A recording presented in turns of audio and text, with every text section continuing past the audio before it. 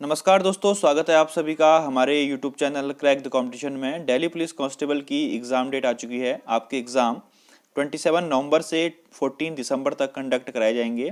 इसी कड़ी में हम आपके सामने जीके का प्रैक्टिस सेट 2 लेके आए हुए हैं, जिसमें कि काफ़ी इंपॉर्टेंट और एग्ज़ाम ओरिएंटेड क्वेश्चंस इंक्लूड किए गए हैं। सभी क्वेश्चंस आपको हिंदी और इंग्लिश दोनों लैंग्वेज में अपीयर होंगे और इनकी पीडीएफ के लिए आप हमारे टेलीग्राम ग्रुप को ज्वाइन कर सकते हैं, जिसका लिंक डिस्क्रिप्शन बॉक्स में दिया हुआ है।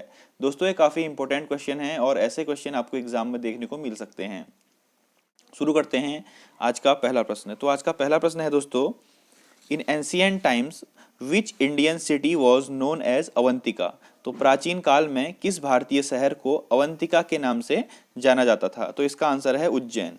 ठीक है, एंशियंट इंडिया में उज्जैन को अवंतिका के नाम से जाना जाता था और उज्जैन जो है दोस्तों ये शिप्रा रिवर के तट पर स्थित है।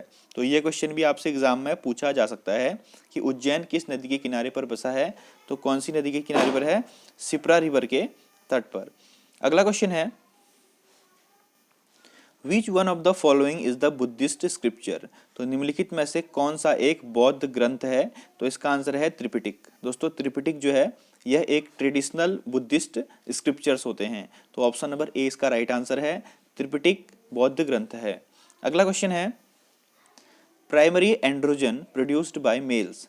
तो पुरुषों द्वारा उत्पादित प्राथमिक एंड्रोजन हार्मोन कौन सा होता है? तो दोस्तों इसका आंसर है टेस्टोस्टेरोन। ठीक है, टेस्टोस्टेरोन जो है दोस्तों यह मेल टेस्टिस में इसका फॉर्मेशन होता है। तो ऑप्शन नंबर डी इसका राइट आंसर है, primary androgen produced by males is testosterone. अगला क्वेश्चन है दोस्तों, the major component of cotton, यानी कि जो कपास होता है उसका प्रमुख कंपोनेंट या फिर प्रमुख घटक कौन सा है? तो इसका आंसर है सेलुलोज। ठीक है दोस्तों, major component of cotton is cellulose. दोस्तों, कॉटन में 94 से 99% तक सेलुलोज पाया जाता है। ठीक है, तो इसीलिए इसका मेजर कंपोनेंट भी सेलुलोज ही हो गया। अगला क्वेश्चन है, addiction of tobacco is due to. तो तंबाकू, जो इंसान तंबाकू का कंजम्पशन करता है तो उसको तंबाकू की लत लग जाती है। तो किसके कारण ये एडिक्शन होता है, डिपेंडेंसी होती है? तो इसका आंसर है निकोटीन। दोस्तों, टोबैको में निकोटीन नाम का एक पदार्थ पाया जाता है जो कि हमारे ब्रेन को प्लीजिंग इफेक्ट देता है, यानी कि इसको पीने के बाद अच्छा लगने लगता है और इसी के कारण जो है इसके ऊपर हमारी डिपेंडेंसी हो जाती है। तो addiction of tobacco is due to nicotine. अगला क्वेश्चन है, Indian subcontinent was mainly a part of. तो भारतीय उपमहाद्वीप मुख्य रूप से किसका एक हिस्सा था? दोस्तों, बहुत साल पहले, मिलियंस ऑफ ईयर पहले, जो इंडियन सब कॉन्टिनेंट था वह गोंडवाना लैंड का हिस्सा था, गोंडवाना भूमि का हिस्सा था। और मीसोजोइक एज के दौरान ये जो गोंडवाना लैंड था ये ब्रेकआउट हो गया और किसमें? इंडियन सब कॉन्टिनेंट में चेंज हो गया। तो ऑप्शन नंबर डी है गोंडवाना भूमि। तो पहले इंडियन सब कॉन्टिनेंट गोंडवाना लैंड का हिस्सा था, इसको याद रखिए। इंपॉर्टेंट क्वेश्चन है, आपके एग्जाम में पूछा जा सकता है। अगला क्वेश्चन है, which of the following national park encompass mount Everest in it. तो किस राष्ट्रीय उद्यान के अंदर माउंट एवरेस्ट आता है? दोस्तों, मोस्ट इंपोर्टेंट क्वेश्चन है। तो इसका आंसर है Sagarmatha national park. Mount Everest जो है वह सागरमाथा नेशनल पार्क में स्थित है। और यह कहाँ स्थित है सागरमाथा नेशनल पार्क? नेपाल में। ठीक है, option number A is right answer. अगला क्वेश्चन है, the crust of earth is mainly composed of which rock. तो पृथ्वी का क्रस्ट जो है मुख्य रूप से किस चट्टान से बना होता है?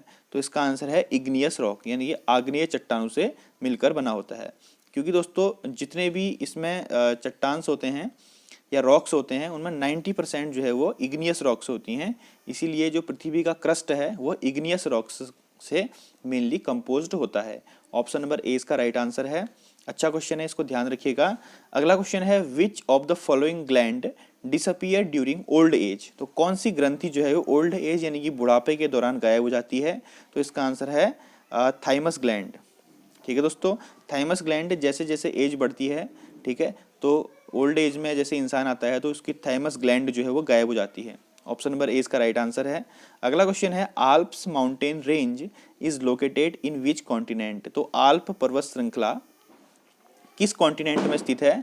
तो इसका आंसर है यूरोप कॉन्टिनेंट में। Option number A, Alps mountain range is located in Europe continent. ठीक, अगला क्वेश्चन है, manner of election of president is mentioned in which article. तो भारतीय संविधान के किस अनुच्छेद में राष्ट्रपति के चुनाव का उल्लेख मिलता है? तो इसका आंसर है आर्टिकल नंबर 55। ठीक है दोस्तों, आर्टिकल नंबर 55 में manner of election of president के बारे में मेंशन है। अब हम और आर्टिकल्स की बात कर लेते हैं जो इसमें दिए हुए हैं। आर्टिकल 110 जो है दोस्तों मनी बिल की बात करता है। ठीक है, आर्टिकल 29 जो है दोस्तों protection of interest of minorities, यानी कि जो हमारी माइनॉरिटीज होती हैं उनके हितों की रक्षा की बात करता है आर्टिकल 29।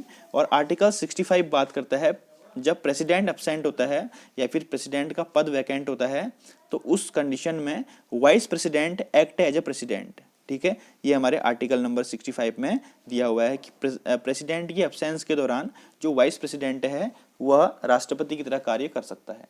तो इतनी बात ध्यान रखिएगा इन आर्टिकल्स के बारे में। इसका राइट आंसर आर्टिकल 55 हो जाएगा। अगला क्वेश्चन है, सुंडा ट्रेंच लाइज इन। तो दोस्तों सुंडा खाई जो है, सुंडा ट्रेंच कहाँ स्थित है? तो इंडियन ओशन में स्थित है। सुंडा ट्रेंच को हम जावा ट्रेंच भी बोलते हैं, तो कंफ्यूज आप मत करना। ठीक है, कहीं पर जावा ट्रेंच आएगा या सुंडा ट्रेंच आएगा, दोनों सेम चीज हैं। तो ये इंडियन ओशन हिंद महासागर में स्थित है। Option number C is right answer. अगला क्वेश्चन है, where are the headquarter of New Development Bank situated. तो एनडीबी यानी कि न्यू डेवलपमेंट बैंक का हेडक्वार्टर कहाँ है? दोस्तों न्यू डेवलपमेंट बैंक को ब्रिक्स बैंक भी कहते हैं या ब्रिक्स डेवलपमेंट बैंक भी कहते हैं, तो यहाँ पर आप कंफ्यूज मत करना। इसका हेडक्वार्टर है संघाई चाइना में। ठीक है, option number B Shanghai China में। और इसके प्रेसिडेंट हैं मार्कोस ट्राइजो। कौन है? Marcos Troyjo. या आपसे पूछा जा सकता है कि न्यू डेवलपमेंट बैंक के अध्यक्ष कौन है?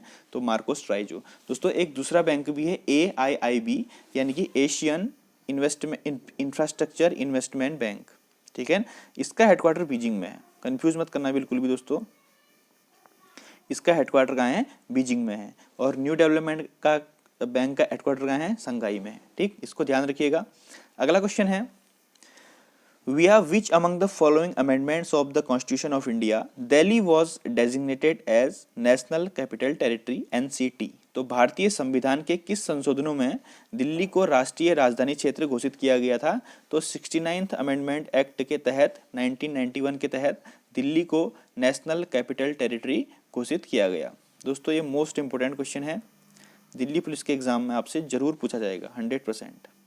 ठीक है ना, option number B 69th amendment act इसका राइट आंसर है। अगला क्वेश्चन है, who among the following is the chairman of National Integration Council. तो राष्ट्रीय एकता परिषद के अध्यक्ष कौन होते हैं?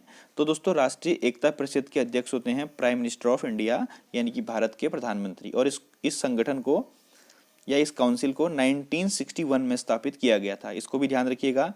अगला है, which of the following planets revolve clockwise. तो कौन से जो ग्रह हैं वो दक्षिणावर्त या फिर क्लॉकवाइज घूमते हैं, क्लॉक की डायरेक्शन में घूमते हैं? तो इसका आंसर है वीनस एंड यूरेनस। जो वीनस और यूरेनस जो प्लैनेट्स हैं, ग्रह हैं, वह क्लॉकवाइज डायरेक्शन में रिवॉल्व करते हैं। Option number C is right answer. अगला क्वेश्चन है दोस्तों, which of these countries has the longest coastline. तो किस देश की सबसे लंबी तटरेखा है? तो कनाडा की सबसे लंबी तटरेखा है। ठीक है, और कनाडा की तटरेखा है दोस्तों 2,43,042 किलोमीटर की इसकी कोस्ट लाइन है। इतनी लंबी कोस्ट लाइन है, इसीलिए longest coastline the world कौन सी देश की है? कनाडा की। अगला क्वेश्चन है, the Indian civil service act was passed during the viceroyalty of. तो भारतीय सिविल सेवा अधिनियम किस वाइसराय के कार्यकाल के दौरान पारित किया गया था? तो इसका आंसर है लॉर्ड कैनिंग। ठीक है, जब लॉर्ड कैनिंग जो थे वो भारत के वाइसराय थे 1861 में, तब Indian civil service act pass किया गया था। ठीक है, इसका ईयर भी याद रख लीजिएगा 1861 में। ठीक है दोस्तों, एक क्वेश्चन आपके होमवर्क के लिए है, इसका आंसर आप कमेंट बॉक्स में जरूर बताइएगा। Which is the bacteria found in human intestine, यानी कि मानव की आंत में कौन सा बैक्टीरिया पाया जाता है? तो इसका आंसर कमेंट बॉक्स में जरूर लिखिए। और अगर आपको वीडियो अच्छी लगती है तो प्लीज़ इस वीडियो को लाइक कर दीजिए, आपका लाइक में मोटिवेशन देता है। और अगर आप चैनल के साथ नए जुड़े हैं तो प्लीज़ चैनल को सब्सक्राइब कर दीजिए और नोटिफिकेशन बेल आइकन को दबाना मत भूलिए। हम इसी प्रकार के क्वेश्चंस आपके लिए डेली बेसिस पे लाते रहते हैं। Thank you, have a nice day. जय हिंद, जय भारत।